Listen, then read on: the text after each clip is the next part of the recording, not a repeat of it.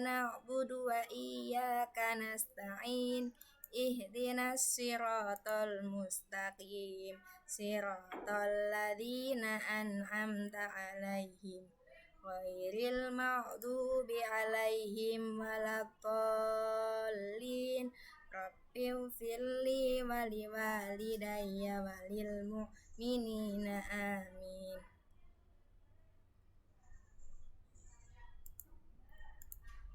Dibuka halaman 78.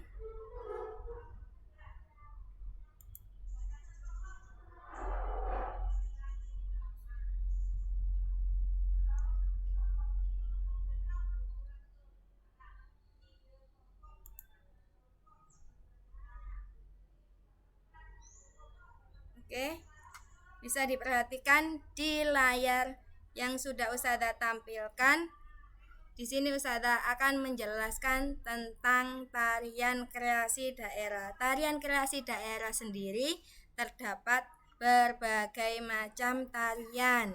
Kalau yang sudah Ustazah tampilkan ini merupakan tari kreasi, yaitu namanya tari kreasi Merak yang berasal dari daerah Jawa Barat. Apa sih Ustazah tari kreasi itu?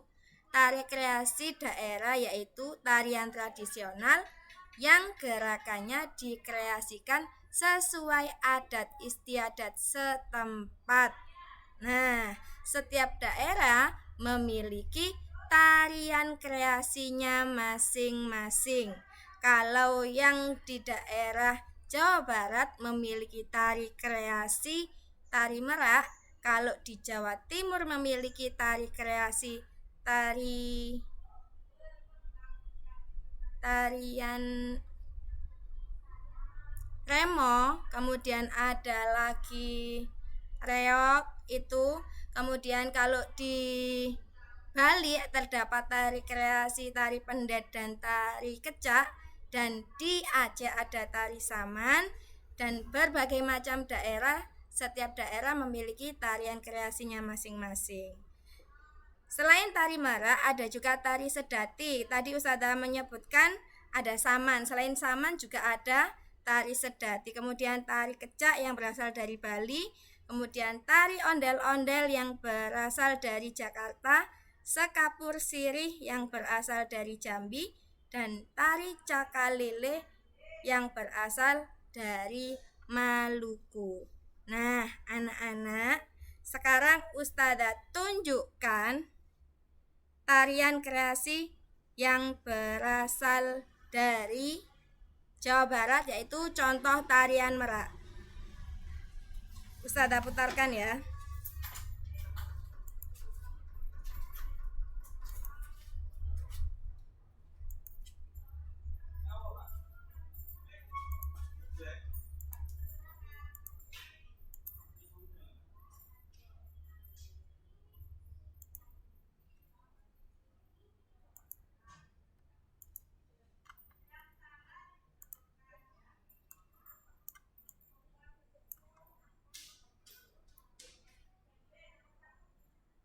Ustazah putarkan contoh tari Meraknya.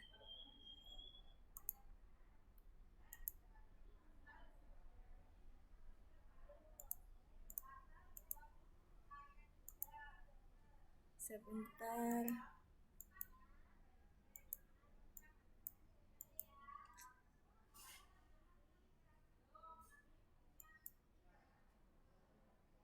Ini untuk tari samannya.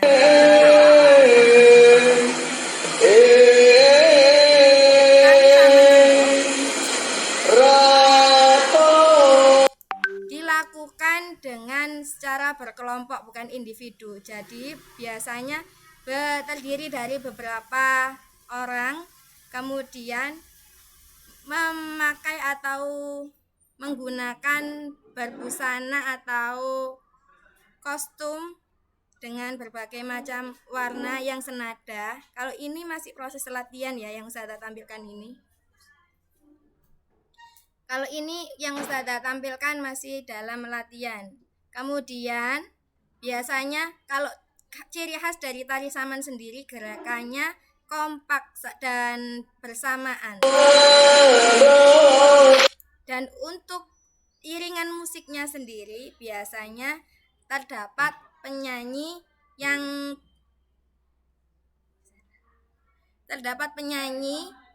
yang menyanyikan lagu khas dari Assalamualaikum, kamu ucapkan pengabusan yang sangat terletakkan dan salam. Nabikan sunat jangan tabungan, tanpa mulia wali, kamu Papua mulia raja, mengesuara kamu kumenton, kamu baru wahai negara Assalamualaikum warahmatullahi wabarakatuh.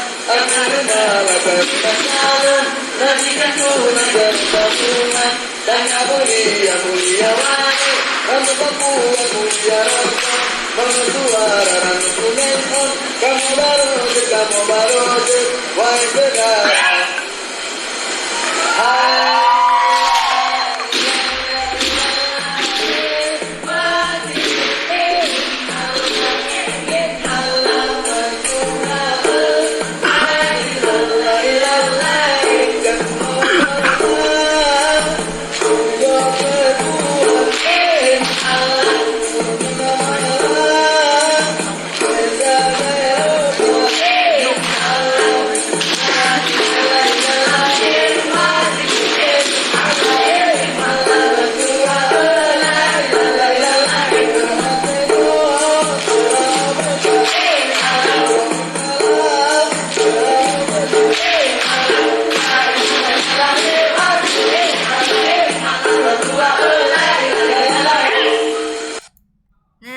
Ini contoh dari tari saman. Sedangkan untuk tari merak sendiri, Ustazah putarkan sebentar.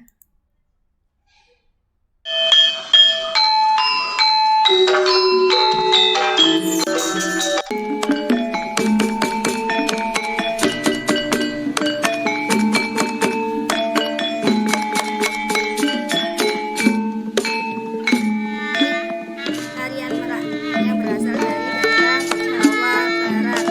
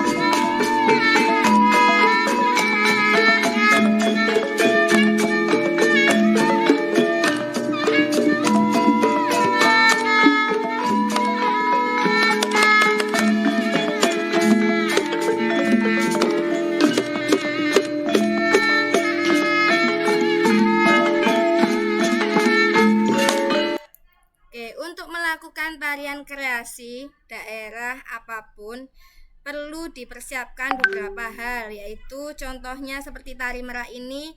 Kalau kita akan menampilkan suatu gerakan tarian kreasi, kita harus menyiapkan, selain menyiapkan gerakan yang sudah dilatih, tentunya kita harus menyiapkan kostum yang digunakan. Seperti pada tari kreasi merak ini menggunakan kostum yang sangat cantik dengan properti atau aksesori seperti mahkota yang digunakan di kepala, kemudian terdapat selendang atau yang digunakan seperti sayap burung merak, dan kostum secara keseluruhan yang semakin mempercantik dan memperindah tampilan ketika melakukan atau menampilkan tarian kreasi. Selain itu apalagi Ustazah, ada lagi yang perlu dipersiapkan, yaitu tata panggung, kemudian tata rias atau make up. Semua itu untuk menunjang penampilan kita ketika melakukan tarian kreasi di atas panggung, dan tentunya untuk menghibur para audiens atau penonton yang melihat kita sedang menampilkan tarian.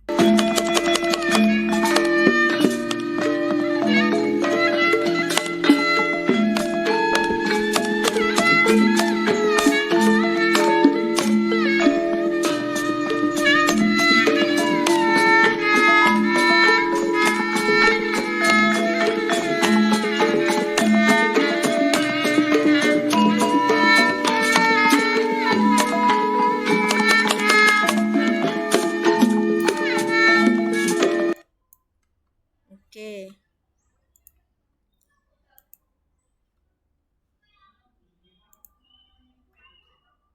Nah,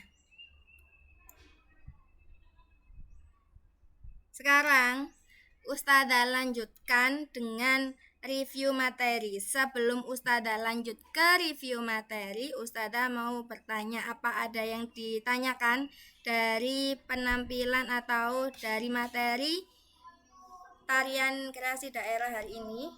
Kalau ada yang ditanyakan, silahkan ditulis di kolom komentar.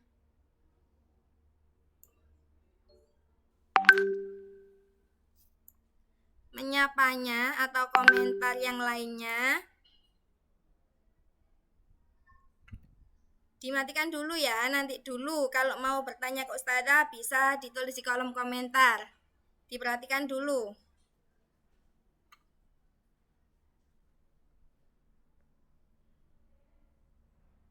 Ustadzah lanjutkan ya.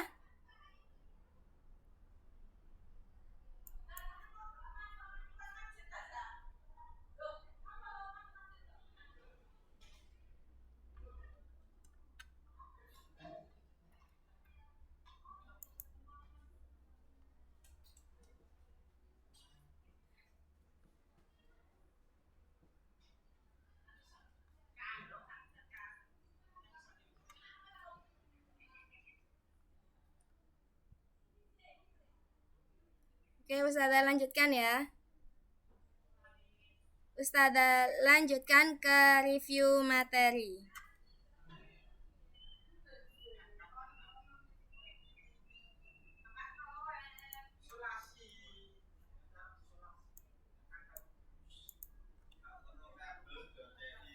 Oke, bisa dilihat di layar.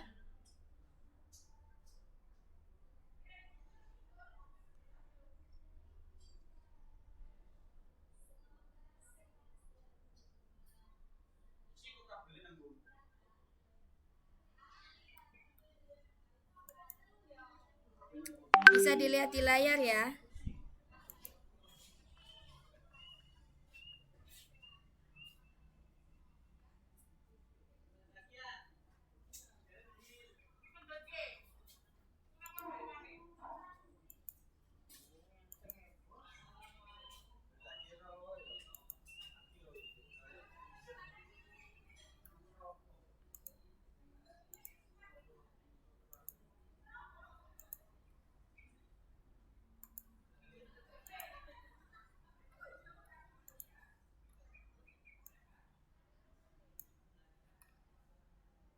Oke, sudah bisa dilihat.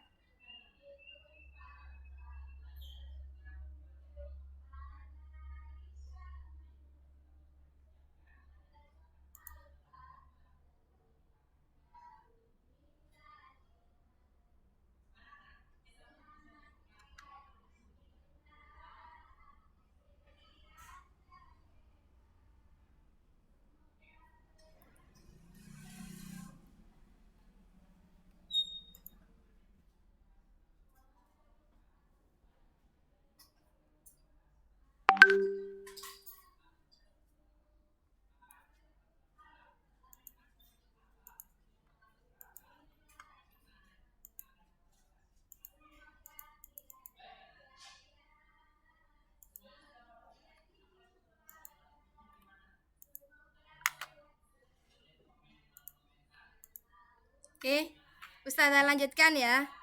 Di sini Ustadzah akan menjelaskan tentang cara membuat puisi. Tentunya kemarin sudah Ustadzah pernah menjelaskan tentang puisi dan bagian-bagiannya. Kemudian sekarang Ustadzah akan menjelaskan sekilas Yang pertama yaitu tentang cara membuat puisi agar lebih mudah ketika kita akan membuat puisi. Tentunya kita harus memperhatikan beberapa tahapan. Yang pertama yaitu menentukan tema. Tema apa yang akan kita gunakan atau kita buat atau kita ambil untuk membuat suatu karya puisi. Setelah itu, jika kita sudah menentukan tema atau topik utama yang akan kita gunakan di dalam puisi, kita melakukan observasi tentang puisi yang akan kita buat. Observasi bermanfaat untuk mengembangkan imajinasi dan mendapatkan inspirasi. Nah, observasi ini dapat dilakukan dengan cara membaca buku, mencari referensi bisa dari buku. Ketika kita banyak membaca buku, maka biasanya akan timbul inspirasi atau ide-ide yang bisa kita buat untuk membuat puisi. Kemudian bisa juga dari setelah melakukan perjalanan, bisa juga dari suatu kejadian yang kita alami. Selanjutnya, agar dapat membuat puisi dengan mudah, kita harus mempersiapkan hal-hal berikut ini. Tentunya menentukan tema yang kita sukai. Setelah itu, menyiapkan peralatan tulis, melakukan observasi yang tadi sudah Ustazah bilang.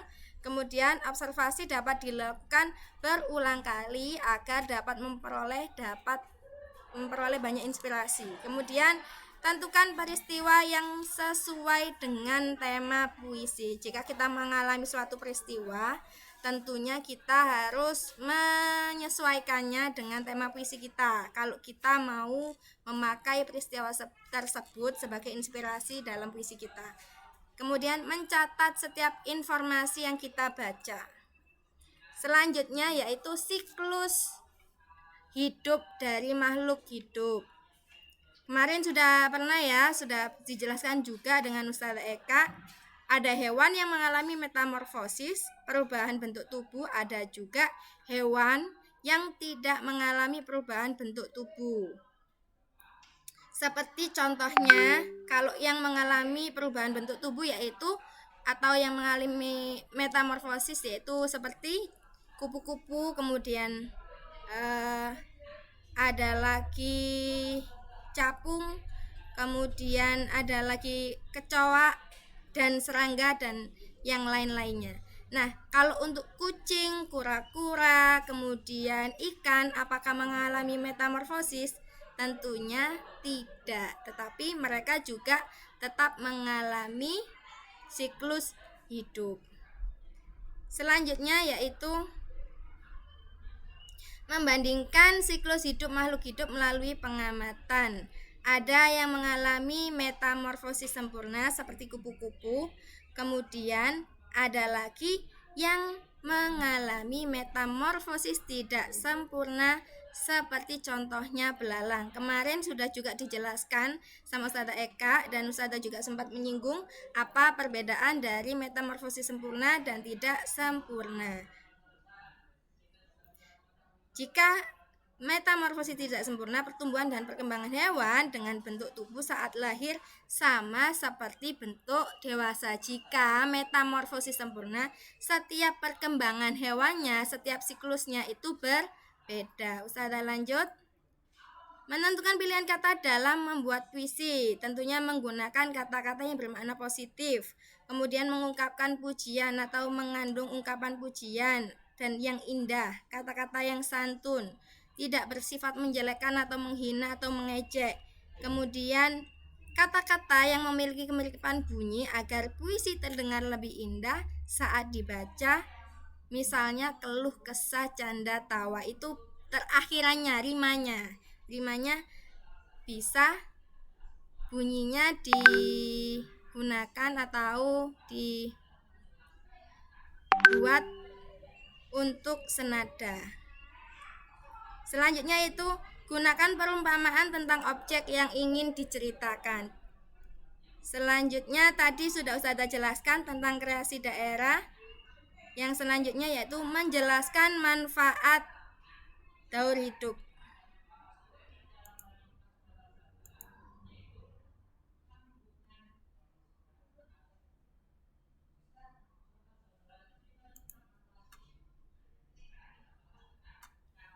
Selanjutnya yaitu menjelaskan manfaat makhluk hidup bagi lingkungan sekitar.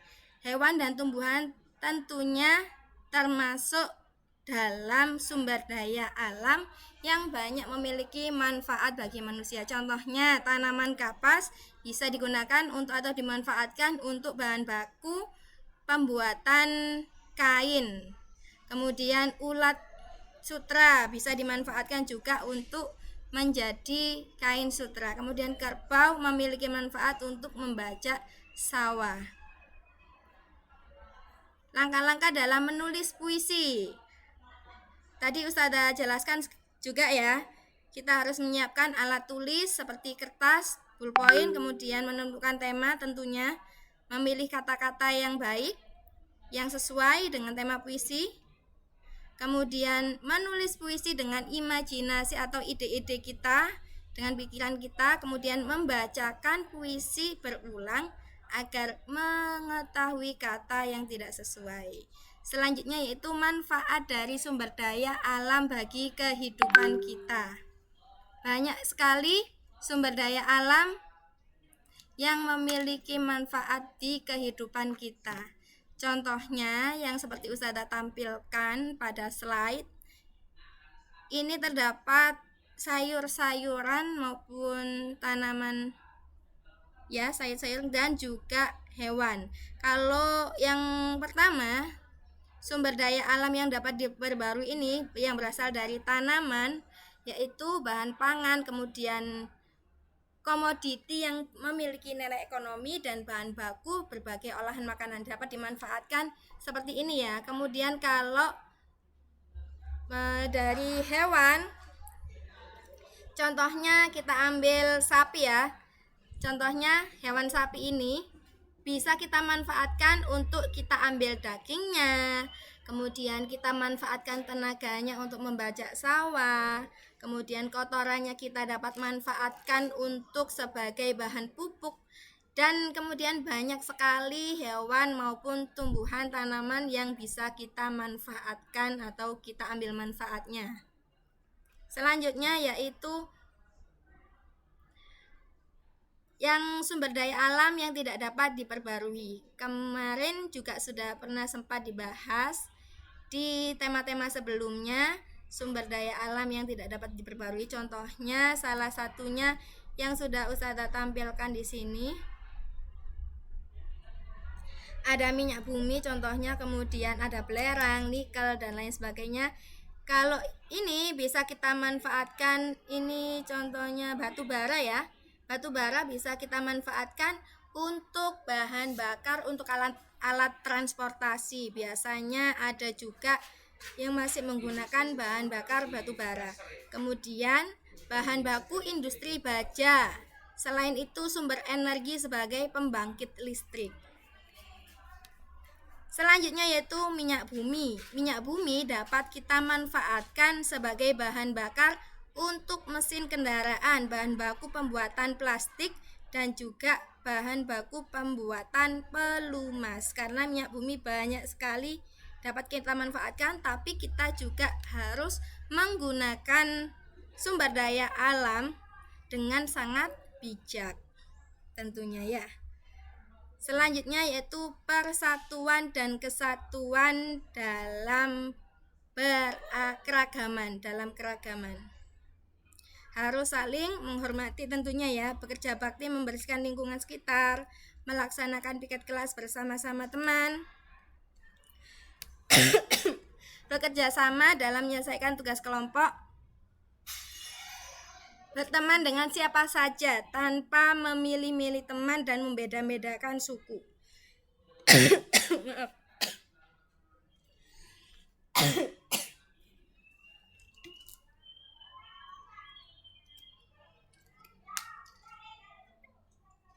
Selanjutnya yaitu jika ada teman kita yang sakit, kita bisa menjenguknya dan melakukan diskusi kelompok secara musyawarah dalam mufakat.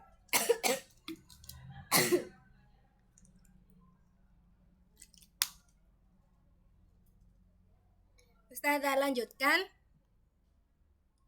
makna yang terkandung dalam puisi. Tadi sudah keragaman di lingkungan rumah. Di lingkungan sekitar kita tentunya biasanya terdapat berbagai macam perbedaan. Biasanya ada perbedaan suku, kemudian cita-cita, kegemaran, sifat, kemudian dan lain sebagainya.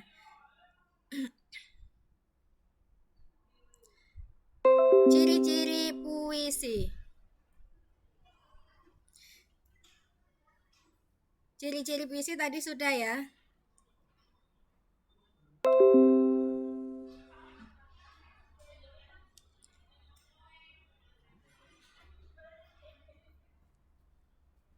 Ustazah lanjutkan. Nah, ini untuk tanda jeda puisi. Kemarin untuk membacakan puisi atau mendeklamasikan puisi bisa kita gunakan tanda jeda sebelum kita mendeklamasikan sebuah puisi. Tanda jeda itu digunakan untuk apa? Untuk waktu mengambil nafas ketika membacakan puisi. Ini contohnya beberapa tanda jeda yang terdapat dalam puisi. Contohnya jika garis miring 1 atau strip 1 seperti ini, itu tandanya berhenti sesaat untuk bernafas. Nah, jika tanda strip 2 atau garis 2 seperti ini, itu tandanya yaitu berhenti agak lama. Jika tanda 3 seperti ini, garis miring 3, yaitu berarti berhenti lama sekali. Ini contohnya. Langkah-langkah dalam mendeklamasikan puisi. Ada langkah-langkah yaitu mendeklamasikan puisi berarti membacakan puisi disertai dengan gerak dan mimik-mimik itu ekspresi wajah. Pelestarian lingkungan.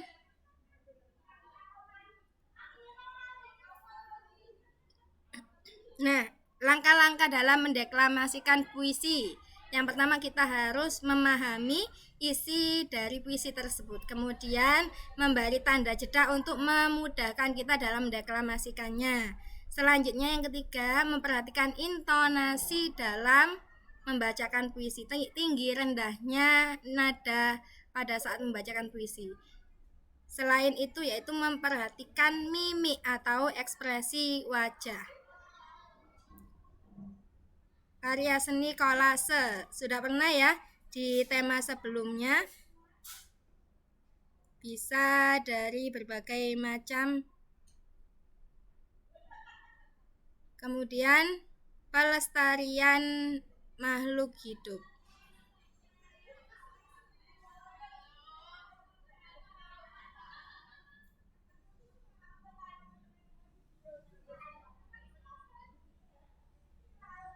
Nah, ini untuk keragaman beragama dalam dan juga tempat ibadahnya. Kemarin juga sudah dijelaskan oleh Ustadz Eka. Sekarang persebaran sumber daya alam yang ada di Indonesia. Di Indonesia sendiri terdapat berbagai macam sumber daya alam. Sumber daya alam sendiri bisa kita manfaatkan dan di setiap daerahnya memiliki sumber daya alam yang berbeda-beda. Tentunya contohnya sumber daya alam padi atau beras banyak terdapat di daerah Aceh, Sumatera Barat, Sumatera Selatan, Jawa, Sulawesi Selatan, Sulawesi Utara, Nusa Tenggara Barat, kemudian dan yang lain-lainnya. Ini ada teh, kopi, karet, kelapa, coklat. Tentunya setiap daerah memiliki sumber daya alam khasnya masing-masing daerah. Belum tentu yang terdapat di kota atau di daerah Jawa Timur atau Gresik itu juga terdapat di kota lain, dan di kota lain belum tentu juga terdapat di kota kita. Persebaran hasil hutan. Contohnya rotan hanya bisa atau lebih banyak terdapat di daerah Kalimantan, Sumatera Barat, Sumatera Utara, Maluku. Ada persebaran peternakan dan perikanan juga. Nah, ini contoh pemetaan atau peta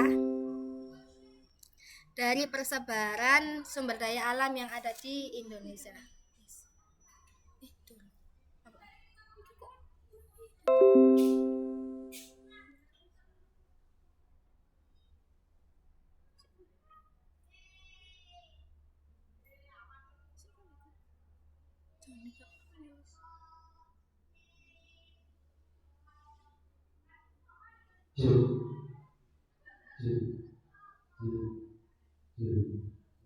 Ustazah lanjutkan ya, tinggal sedikit lagi. Nah, mendeklamasikan puisi Ustazah ulang tadi sudah juga Ustazah bahas. Kita harus memperhatikan isi puisi, tanda jeda, intonasi, pelafalan, tempo, irama, dan juga mimik. Ini persebaran sumber daya tambang. Kalau sumber daya tambang atau hasil tambang termasuk sumber daya alam yang tidak dapat diperbarui. Ini peta persebaran hasil tambang yang ada di Indonesia. Agama-agama dan juga hari besar yang diperingatinya. Contohnya agama Islam biasanya memperingati hari raya Idul Fitri, Idul Adha, kemudian ada Maulid Nabi. Jika agama Kristen biasanya ada hari raya Natal, Paskah, kemudian kenaikan Isa Al-Masih. Katolik juga hampir sama ya dengan Kristen, memperingati hari besar agamanya ada Natal, Paskah, dan kenaikan Isa Al-Masih. Sedangkan di agama Hindu biasanya hari besar agamanya yaitu hari raya Nyepi, Galungan, dan Kuningan. Sedangkan Buddha hari rayanya yaitu Waisak, kemudian ada Asada dan Katina.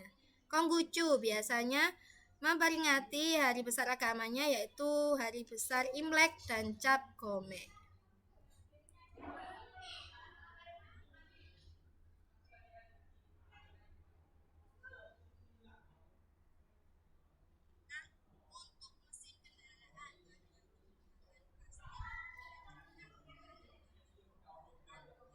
Hal-hal yang perlu diperhatikan dalam mendeklamasikan puisi. Nah, ini tadi juga sudah sempat Ustazah bahas ya. Kalau tadi ini ketika menghadapi audiens atau penonton. Nah, karya seni montase kemarin juga sudah Ustazah jelaskan. Keragaman tradisi dalam perayaan hari besar agama.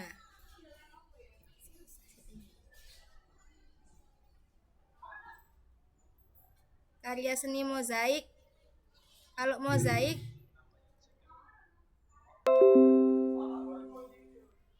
yaitu karya seni rupa yang pembuatan atau potongan dari bahan-bahan yang berbentuk kemudian ditempel dan disusun menjadi sebuah karya.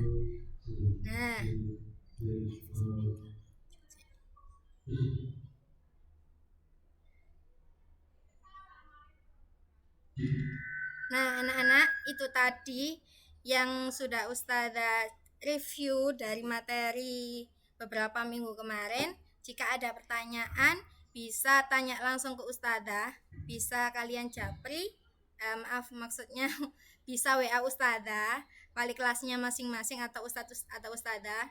Kemudian jika ada yang kurang jelas juga bisa ditanyakan. Terima kasih atas partisipasinya hari ini. Sebelum Ustazah akhiri pelajarannya hari ini, Ustazah tutup dengan bacaan hamdalah dan doa kafaratul majelis. Alhamdulillahirrabbilalamin. Subhanakallahumma wa bihamdika asyhadu an la ilaha illa anta astaghfiruka wa atubu ilaik. Terima kasih. Wassalamualaikum warahmatullahi wabarakatuh.